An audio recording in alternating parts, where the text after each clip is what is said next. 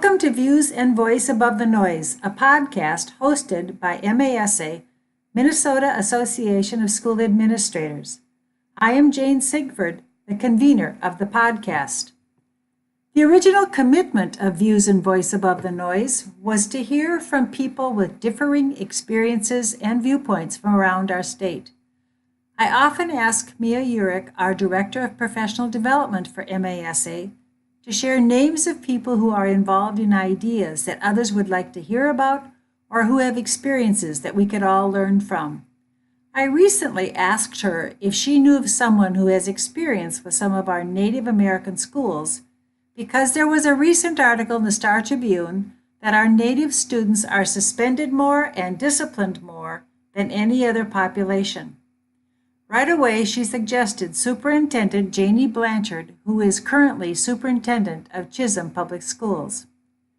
Chisholm, Minnesota is in the heart of the Mesabi Iron Range in northern Minnesota. Prior to this position, Janey was teacher and administrator at Negishi and Cass Lake. Because of her experiences, Janey exhibits knowledge and skills in learning from and working in cultures other than her own. Before I begin the actual interview, I'd like to share a little background on Indian education. There's a great PowerPoint available online, which was assembled by Dr. John Rayner, R-E-Y-H-N-E-R, professor at Northern Arizona University. He has written many books and articles about Indian traditions, culture, and education. The PowerPoint, quote, "The History of American Indian Education from 1829 to 2013, was published in Ed Week. Here are some interesting historical facts. The U.S. government in 1819, in the Indian Civilization Act, gave $10,000 a year to religious groups who agreed to live among and teach Indians in schools which began to be known as mission schools. By 1886, the government began schools off the reservation, which were boarding schools, half-day academic and a half-day vocational training. They were run like military schools. The first such school in Carlisle, Pennsylvania was started by Captain Richard Henry Pratt, who gave a speech in 1892 which gave to us his racist operating principle, "Kill the Indian in him and save the man." Of course, I wonder how this affected the education girls were getting, or not getting, in these schools. In 1934, under the Johnson-O'Malley Act, the Secretary of the Interior, who is still in charge of reservations, was allowed to enter into contracts with states and territories to pay for the education of Indian students. Before this, the government had worked through individual contracts with school districts. Schools can still receive this JOM funding and federal impact aid for those students who live on non-taxable land or military bases.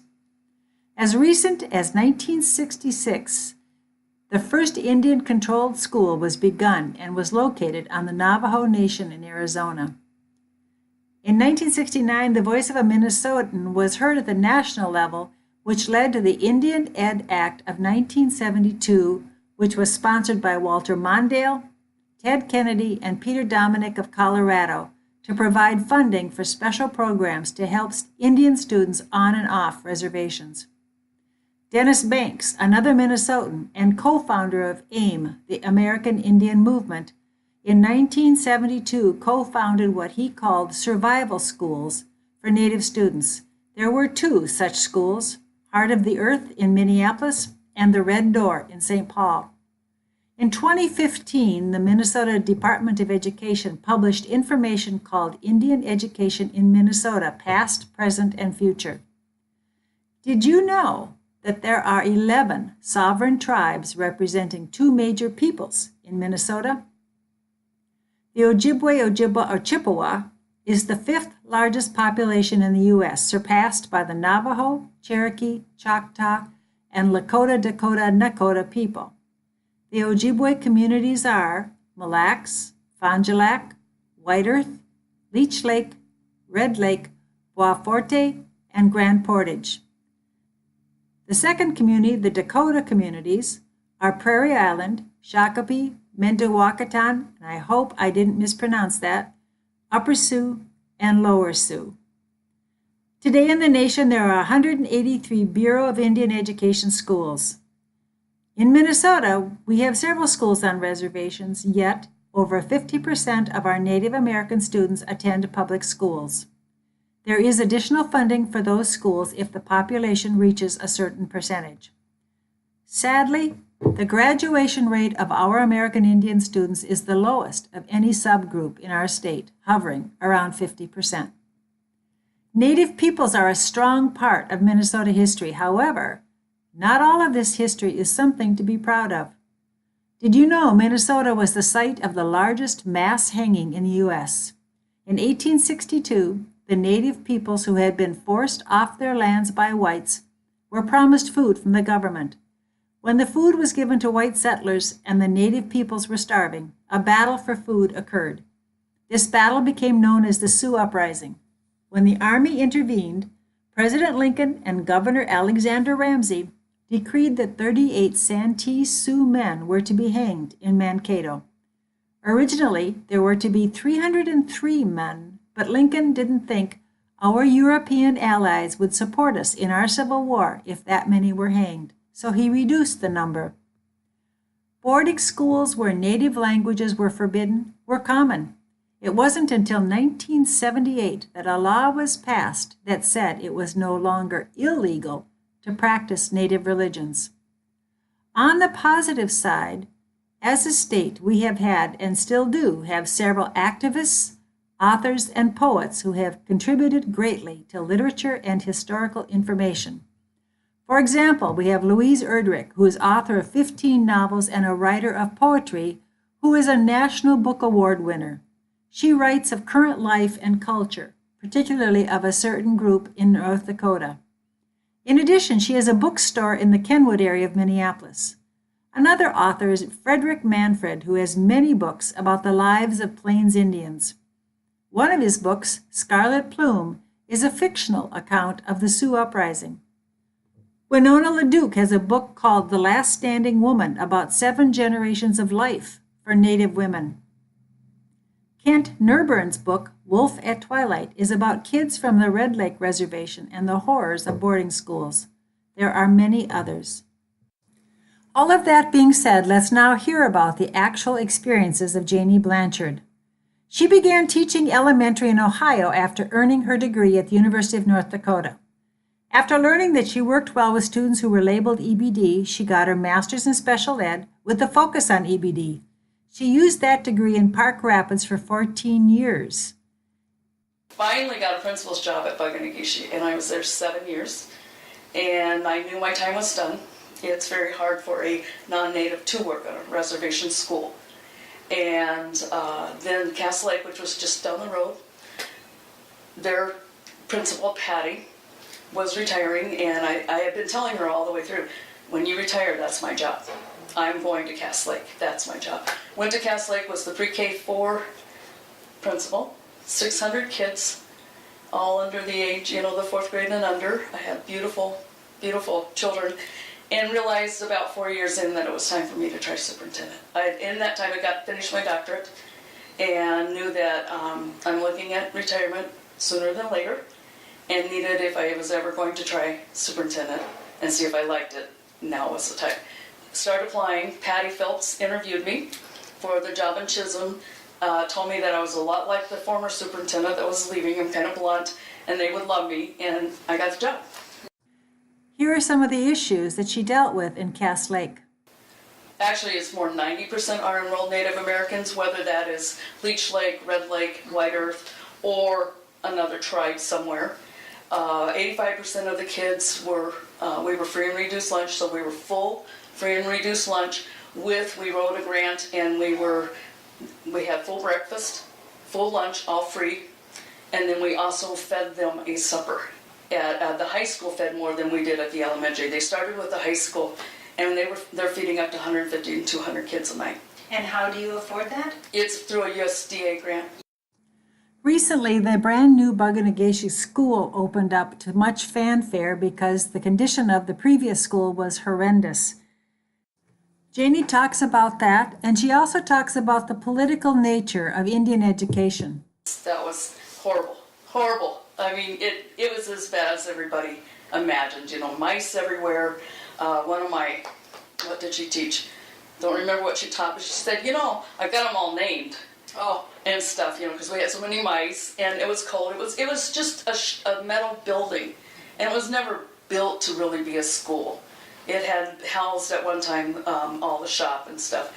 The problem was that's a Bureau of Indian Education school, and the land and stuff. And then you get into the whole hierarchy of Bureau of Indian Education as opposed to Bureau of Indian Affairs. The land is owned by Bureau of Indian Affairs, but the education part is overseen by Bureau of Indian Education. And both those entities are trying to replace schools. So they had a list of the worst, you know, 1 to whatever. Well, we were sitting at 84 for years and years. White Earth, Circle Life got theirs, and we were sitting there for years and years. And it did take Klobuchar and those guys and them pushing it and getting it pulled off the list and money set aside for it. School is more than just a place to teach the 3 R's. Janey talks about the importance of schools like Bug-O-Negishi. I think there's a very definite place for Bug-O-Negishi. There's people up there who don't feel that way. The culture is dying. And I don't know if you know that Bug-O-Negishi has a full immersion program. It's very interesting because even within the Bureau of Indian Affairs and Indian Education, I had one of the ladies tell me we needed to close that immersion program and teach those kids English. And I'm going, wait a minute, wait. I just looked straight at her and said, we both know if you learn any language, you're better at English. So don't, what's the difference if it's Anishinaabe or if it's Spanish? Their English will be better. So, and that was fascinating. That part of it was fascinating to me because I'd sit out in that immersion program. It was totally separated from the main body of the school. And I'd be sitting there with elders, and they were creating Ojibwe Anishinaabe words because there's no first language for computer. Or I'm watching their immersion program teaching on a smartboard in Anishinaabe. And it's like, wow, there's a place for this. And people need to recognize that it's not a dumping ground, which some people thought it was. All the kids who couldn't survive in a public school go to the bug school. And it's not that. It is people truly dedicated to this preservation of their culture. We talk about the need for project-based learning and community schools. Here's an example of multi-generational real-life projects that really honor the community. Regular band or music, they get drum and dance. And there's nothing like going to work and they're harvesting wild rice and you watch them traditionally doing it, throwing the husk in the air as they're cleaning it, using the fire. There's always a fire there. There's always elders at the fire. And then kids, like one day when I was coming to work, someone had hit a beaver on the side of the road. You could see it. One of the teachers stopped, got it, brought it in. The elder dressed it out and was cooking it and showing the kids how to use it traditionally. They always bring in, and deer, and they process deer, and then they use it to make snowshoes and those kind of things. Here's what Janey learned about being respectful to other cultures. We have to honor the culture. We have to believe in the culture, and we have to believe that it has a place in this world. That we are not here to assimilate, which is a very negative word up there. And that hasn't worked. It's been tried and tried and tried and it hasn't worked. We need to honor the culture. We need to understand that just like as we're looking at an Amish community or a Mon community, there are unique characteristics for the Native and honoring who they are, honoring their past and honoring the struggle that they have even to come to school, living in extreme poverty. When I worked there, and even in Cass Lake, I felt like I was working in an urban school set in a beautiful up north setting because we dealt with gangs. We had 2 or 3 major gangs. We dealt with poverty, drugs, all those things that you see in an inner city is there. And we have to help kids understand this doesn't have to be their life. They can come out of this. We have to show them resiliency. One of my favorite Native American teachers is teaching in Cass Lake now at 5th grade there. And, she was saying, she's Native, and she pulled herself out of things, and she said, I'm going to hold them to my standard because I want to honor the struggle they had to get here today. That's a whole different way of looking at it. Yes, it was hard for them to get up. Yes, they might have not had food. Maybe they didn't know where they were going last night. Maybe they were in, in a new place. And that's not all of them, but that's a big issue on the reservation. And she said, I'm going to honor that by holding them to my standards. And I thought that's very powerful. It's very powerful for non-Native teachers to hear. Would you believe the information in the Star and Tribune that Indian kids are disciplined and suspended more often than others? I would say it's true. I went to in all my years there was some training, and it was all about some of that pieces, and some of it is the way we teach our children. If a police officer pulls over, say, a car of white kids, the kids are going to sit there. Yes, sir. No, sir. How can I help you, sir? Oh, I'm sorry, sir. I didn't mean to do it. Where the Native kids have not been taught that, so they give attitude. And in fear, they give attitude. They might run, and that causes arrest, and it causes legal issues. And some of it is just plain old training of, this is how you talk to someone in authority. This is how you do this. This is how you take who you are and work in this world. Did you teach that? We worked at it as much as we could, yes. But it's heartbreaking there too. And some of it we have to teach teachers what poverty looks like. And we have to separate. A lot of times teachers, especially if they don't understand the reservation, will say, oh, that's just that's the Native American way. No, what you're seeing is the results of poverty. That's not their culture. Their culture would never allow that. I had one kid, being non-Native, say to me when I was disciplining him, you don't like me because I'm Native. And I looked at him and said, that's not true. I'm unhappy with you because you are not honoring who you are with your behavior. Your tenet says you will respect your elders, and you were disrespectful to an elder. I'm upset with you because you're not honoring who you are. And he had nothing to say to that, of course, but I mean, that was what you have to change that look and say, am I dealing with the issues that poverty cause?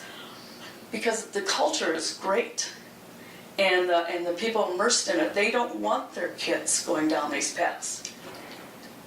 They don't want to lose them. And so it's understanding and being able to separate what you're seeing.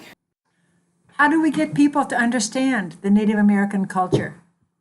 How do we do it with any culture? I mean, it's training, it's talking, it's being public about it. It's for myself, when I'm with my friends, it's talking about, you don't understand, here's what it really looks like, and here's how great it is.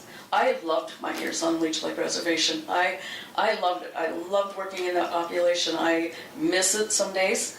I miss what's been hard is in the last 2.5, 3 years, I've lost 5 students, 4 to suicide, and 1 in a car wreck just a couple of weeks ago. And that's hard, because they're 14, 15-year-old kids, and they just don't see any hope. How do you help them see hope? Giving them the skills to be successful, giving them those resiliency skills, talking to them, letting them know there is another world out there. Sometimes it's just experiencing that there's another world. Some of those kids have maybe gone to Bemidji, maybe they come to the cities, maybe to Fargo, but they don't get, there's so much more out there. So would you say that poverty and mental health are 2 of the largest issues? I would. What would you want other superintendents from around the state to know? I would want them to know that when they looked at a kid who was Native American, because that's what we're talking about, they look beyond that kid and look at where he's coming from. A lot of my kids, we would talk a lot, and I know Catholic has gone to where the phones have to go in the pocket, and that was hard for kids to do because that was their only link to that home, and they might need that to know where to go that night, especially if you're dealing with homelessness or if you're dealing with those issues. Those are things that you need to understand, that if that kid doesn't want to give you his phone, there might be a deeper reason than him just being 15 and being 15. That could be there too, very easily. They're normal kids. But look beyond and see what the home is, and honor the struggles that kid has gone through to get to school that day. Did they have mental health services available right in the schools? At one time they did. Bug-in-Negishi was able to do that. At one time there was a clinic there where they could doctor and that. The Bureau kind of said no to that and said that space had to be educational only. But I think it's going back to it. Like Cass Lake has, we work in coordination. See, I'm still there. They work in coordination with Leech Lake Behavioral Health. They have 3 or 4 counselors in each building. Leech Lake hires them and they're their counselors. Social worker, psychologist is overseeing most of it. And so we were getting more and more mental health services. Working with Native American schools is a different political structure than many of us know about. Because Bug-in-Negishi I always said I had 2 boards I had to deal with. The Bureau of Indian Education gives the money to Leech Lake, to the reservation. Okay. The reservation in turn established a school, put a board in place, but yet oversees all the operations and everything. So the money flows that way. So if you want to get the mental health on a reservation, and if I was mad, I'd be talking probably to Leech Lake Behavioral Health and say, can I get some people here? Because he has enough population, I think he could do that. So you're talking to the tribe and asking them for help. They have a hospital there. They have a dialysis clinic they put in Cass Lake. They have their own methadone clinic because they were taking so many people to Brainerd every day, getting their dosage and coming back. It was taking a full day, so they built their own methadone clinic right there, 4 blocks from the elementary, and that. So they need to talk to the tribal leaders, and that's all part of what MDE is pushing too. We need to be in coordination with the tribal governments and working with them. You need to honor the fact that they are a sovereign nation. Right. Rochelle Johnson was my superintendent my first 2 years at Bug-in-Negishi, and she taught me so much. And we were in a meeting with then the tribal chairman, Amy Klobuchar, and some other people working on getting a school at that time. And she looked at me and she said, you do understand that the tribal chair is like a king, because we are a sovereign nation. And so you do need to go through their process to help with the reservation. Janey talked earlier about giving hope and teaching resiliency and the idea that there's something else out there. So how do we give hope? How do we give them the idea that there is a chance of a different life? It used to be that a high school diploma was a ticket to something else, but what are some more things that we need to do to help our kids to know that there is the hope of a different future? Things I think has been a really good stepping stone. And when I left Cass Lake 2 years ago, the graduation rate was around 49-50%. Okay. So my 124th graders, by the time they got to graduating, it might be 60 kids. So, but one of the things I think has been really good, because we found these students struggled with going to a 4-year school right away. So now all the reservations have tribal colleges, 2-year. You can get a CNA degree, you can get some electrical, there's a whole list of trades and other things you can do, or get your generals and then go to Bemidji State. Bemidji State would honor those credits. So Bemidji State, and I think that's a great stepping stone for these kids. I think they need that a little bit more. Has that worked? Has that helped? I think it's helped. I don't know how much. I haven't seen the statistics for it. Janey is now the superintendent of the Chisholm Public Schools. Chisholm is a town of about 5,000 people, located in the middle of the Mesabi Iron Range.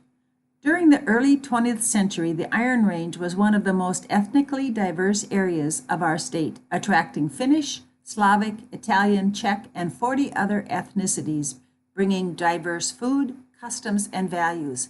At one time, the Finns made up the largest group. There are 3 iron ranges in Minnesota, Mesabi, Vermilion, and Cuyuna, with the Mesabi being the largest. Iron ore was discovered near the Vermilion Range in 1865 at the end of the Civil War.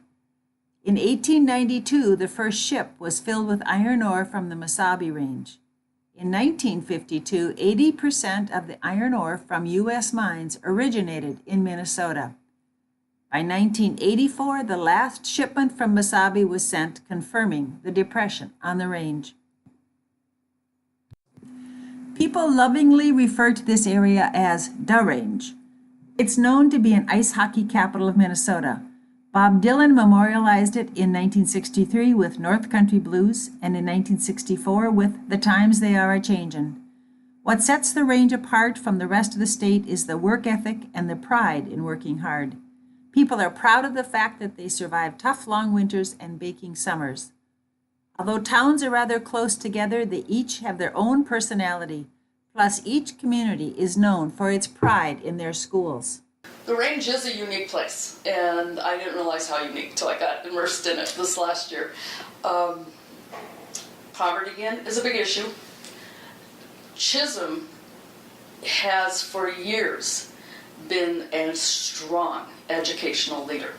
There are people who have come out of Chisholm. Well, the former CEO that started Pepsi was a Chisholm graduate. They have moral doctors and lawyers and architects and these people who have left Chisholm and have made the names for themselves. Chisholm is going through a little bit of a change. All of those houses in Chisholm right now, 47% of the people living in Chisholm rent. Now we have a transient population.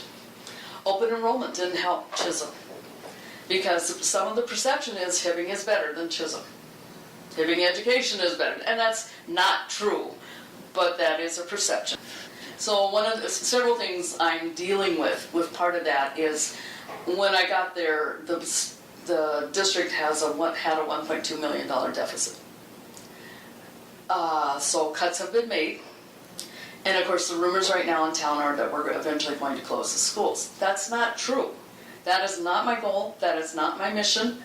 My mission is to bring kids back to Chisholm, to hang on to them. We're right there, and my high school principal says whoever drew the boundary lines didn't like Chisholm. Because we're just our boundaries are actually quite small. And yet we bring kids from Hibbing. We bring kids from this area called Side Lake in, but those are Hibbing kids. And then we have Mountain Iron Buell just 5 miles away. And that's another district. And they're just now finishing a huge new school, which I could lose some kids who want to go to the new pretty school, whatever. But having said that, those are issues I'm fighting. I'm fighting people, their perception is that Chisholm is closing. The perception that, it's not as much equality as it used to be, but that's not true. And I'm having to do a lot of selling of Chisholm. I need people to know that we have a career in technical. Our carpentry shop kids who build Habitat for Humanity houses, every year, has, if you go through their whole program for 2 years, you come out with 600 hours towards your journeyman in the carpenters union. They're working with the welders, they're working with the electrical the unions to try to get the same thing.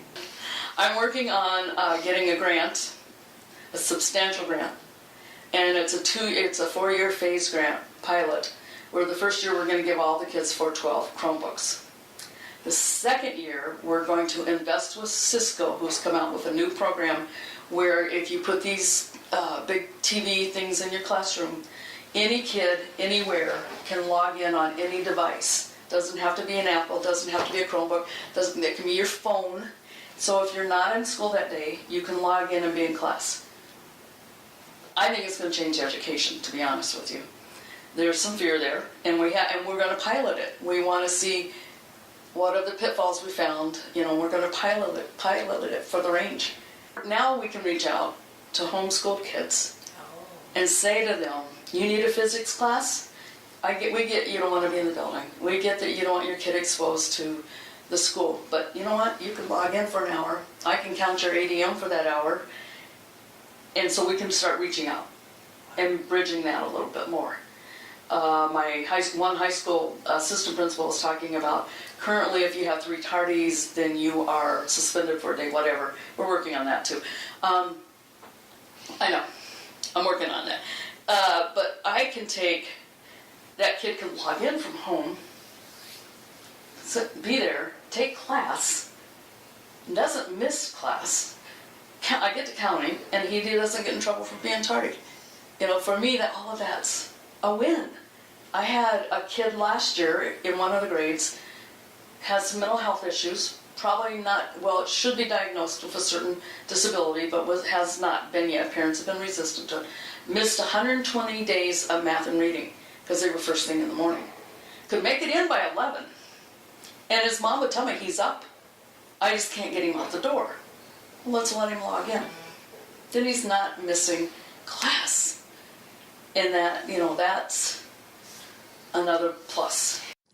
In her past positions, Janey was an outsider coming in, a non-native for one, and then as an outsider as a non-ranger coming into the Iron Range.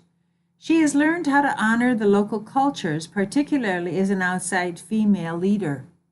I would love to write a book on the difference between how women have to lead and how men have to lead. I knew I'm going to a small town. I'm going to a town that has had their superintendent has been there 15 years, and he's a local boy, and he is a marvelous man. He is good. I'm coming in, woman, not from the area. I had a lot of strikes already against me when I walked in. So one of the things when my first husband of 42 years comes to visit me up on the range, we take turns. He's got a painting contracting business in Park Rapids, can't leave that. So one of us travels every weekend to see that. When he's in Chisholm, I don't care if I have a headache, I don't care. We are going to hit Valentini's, which if you know the range, it is the restaurant on the range. We're going to hit probably Jim's club, and then we're going to hit Tom and Jerry's. And this guy that I asked to help me told me, you do realize that political deals are sealed in Tom and Jerry's. And I didn't know that when I started, but it helped that we walked in Tom and Jerry's, and the owners, and they are big NDSU fans, the North Dakota State football. In fact, well, we're NDSU fans. So every Saturday when we're there, we go sit in the bar with them, and we watch the game with everyone. And this guy that I asked to help, he goes, those guys at Tom and Jerry say you're okay. And I went, just that one simple act of making sure I go out on the weekends when I am there, have one drink, maybe two, no more, and maybe my husband will stay and have quite a few because he can, I can't, paid off in the political game already.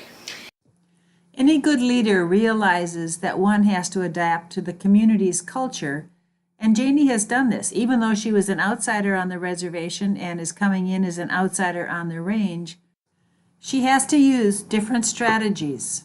I couldn't do that on the reservation. On the reservation, it had to be my walk. It had to be me dealing with families and saying to them, I'm not here to change you. But in Chisholm, she needs to use a different strategy. Where do people hang out? Where do people go? Where do people go in Chisholm? Well, they're going to go to Valentini's for supper, maybe.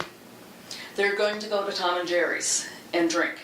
That's the place to go. And sometimes we'll even go to another bar called Sidelines. And then, of course, Snickers Pizza. And people see us in the community doing those things. And that says to them, I'm here. I'm not going anywhere. You just got to, and just listening to people talk. There's a lot of elderly people in that town who love their school. They can tell you all about Bob McDonald and when he did the state basketball run for all those years and the state championships he brought to that school. They can tell you that. They're proud of that school. So, you have to tell them, I'm not closing it. That's not my role here, because they need to be reassured. Janey's passion and dedication come across loud and clear when she talks about her vision for her schools and her district. There are great teachers in Chisholm. They're great. They just need to change that perspective. I was just watching Dwight Jones today, he's National Geographic, and he does this thing on clearing your vision and changing your lens. Well, you can see it this way, but if you come over here, it's the same thing you're looking at, but it looks differently. And we've got to give quality education, but we have to give it in a different way, and we have to understand the lenses our parents are looking through. When a parent comes in angry, what is their lens? Why is that lens on them? And a lot of times the lens of the really angry parents are the parents who are not successful in school. So they're bringing all of that back stuff in. And we have to be better at handling that. And I think the whole bullying issue isn't, yes, it's there. You know, I would never say it's not there. But some of it is, I don't think we're listening to parents. When they come in and say, my kid's being bullied, what they're really saying is, I don't know how to help my kid. I don't know how to teach them that this is no, you know, that they can handle this. And we have to look more at the victim and say, why does that bother you? Yes, it's wrong. Yes, we're going to discipline and that. But we need to give that kid the skills to be able to say, I don't care. What are the concerns in Chisholm about mental health issues for kids and school violence? The issues are, again, the mental health issues. What are we seeing in kids? One of the great things that Virginia School is doing that we are following is they're bringing a program in, and it's actually out of Hutchinson, called REACH. And what Dr. Schmidt is saying is that program, well, even at our Northland Learning Center, where our ALC is, they started a REACH program, and where they would maybe have 20 kids drop out, only 5 dropped out last year. We see this as a program to help kids, and it helps kids be proactive in how they handle their lives rather than reactive. School violence is a reactive. It builds up in a person who is mentally ill. It builds up in their head till they react to all of the pain that they're feeling. And we have to start teaching kids how to be proactive, how to deal with that, how to deal with what happened at home last night, how to deal with, you know, if the police came to your home last night, or mom and dad got in a huge fight, rather than saying, well, it's school, let it go. Now, I will say on the reservation, we did say that to kids at times. We would say, when you get on our bus, to get off our bus, you need to let it go. We would also say to kids, I can't teach you how to survive out there. Bus to bus, there's no fighting. We are Switzerland. But I can't tell you never to fight, because you might have to fight to live.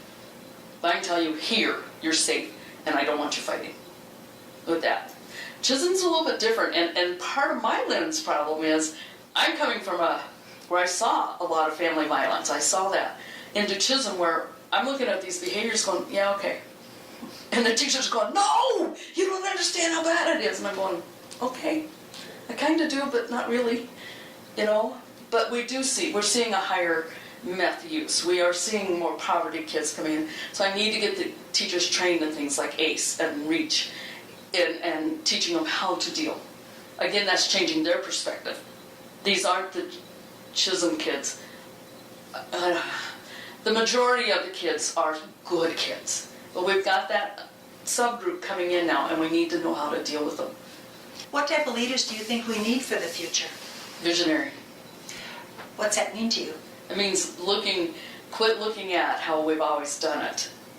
These kids are not how we've always done it, kids. They're never going to be on basic foundational skills. We need to teach them how to be digital citizens, how not to be a bully on Facebook. Of course, they don't use Facebook. How not to be a bully on Instagram, how not to be a bully on Snapchat, how to be smart about what you say, because that's always there, and someone can dig it out. We need to teach them how to be digital. I mean, when you think about it, you can go to the doctor online now. Who would have thought that? So how do we teach the kids of today and prepare them for the future? We need to teach teachers how kids learn today. And those are the courses that we need. You can go online and find plenty of resources. They're there for you. You pick a program, they're there. But how do you teach a kid who has come from a meth home how to learn? You know, and I've said for years, especially working with a lot of fetal alcohol kids or meth kids, we just don't know how to teach them yet. They can learn. We just haven't found out that pathway yet. Mm-hmm. And sometimes that pathway's going so fast that we can't catch up with it and say, no, this is how they learn. But we need to find that pathway. There are ways for them to learn.